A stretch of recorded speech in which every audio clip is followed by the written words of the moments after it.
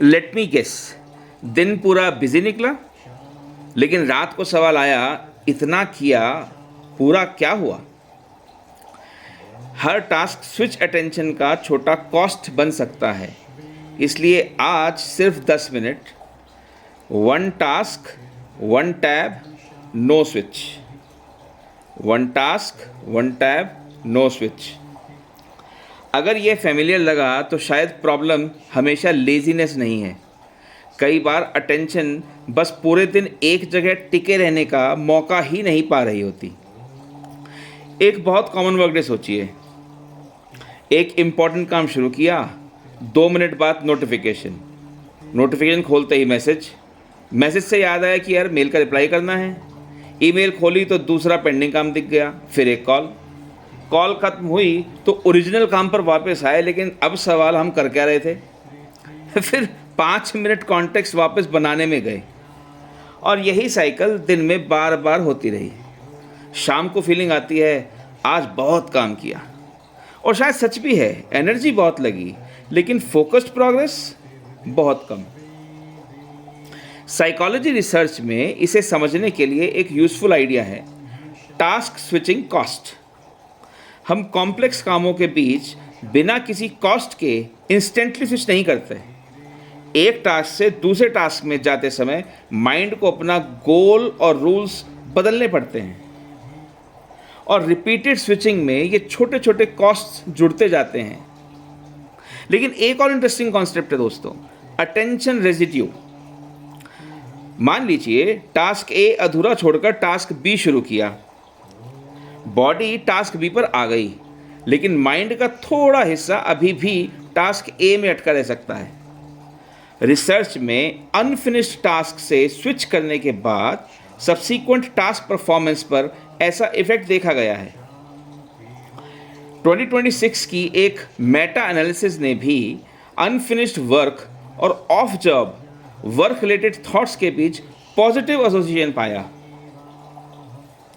Counselling psychology की professional training में cognitive behavioural concept से मुझे एक बात बहुत प्रैक्टिकल लगती है, और वो ये है कि थॉट आया, इसका मतलब ये नहीं कि अभी उसी पर एक्शन लेना ज़रूरी है।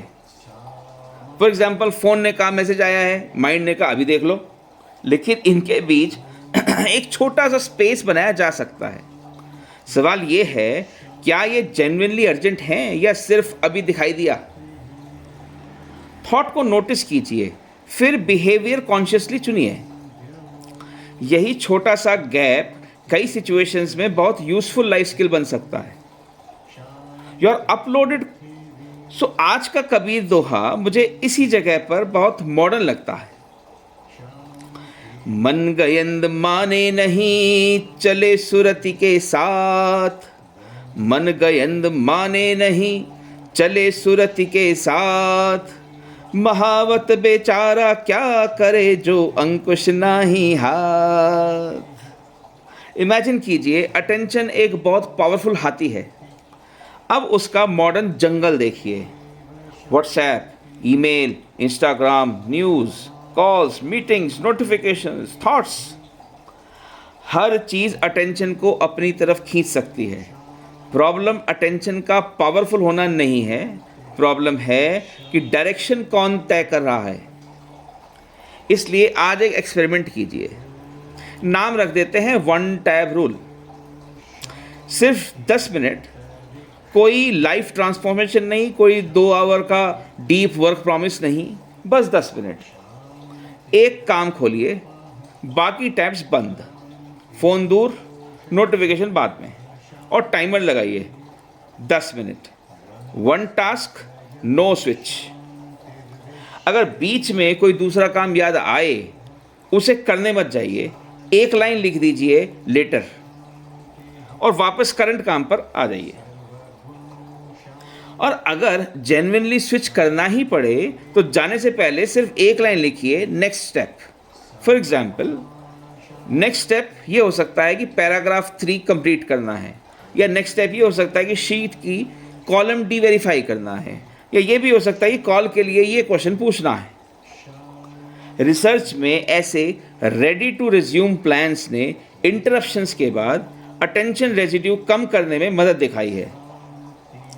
आप अपने माइंड के लिए एक छोटा बुकमार्क छोड़ रहे हैं ताकि वापस आने पर फिर शुरुआत ज़ीरो से ना करनी पड़े।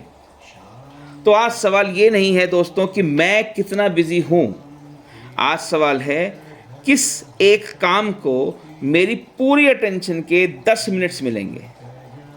बहुत सारी प्रोडक्टिविटी टेक्निक्स की ज़रूरत नहीं है, आज सिर्फ 1 टास्क 1 टैब 10 मिनट्स, और अगर स्विच करना पड़े तो नेक्स्ट स्टेप लिखिए। बस इतना एक्सपेरिमेंट कीजिए। कल नई फिर एक लाइफ स्किल स्टोरी के साथ आपके साथ मुलाकात होगी। Thank you.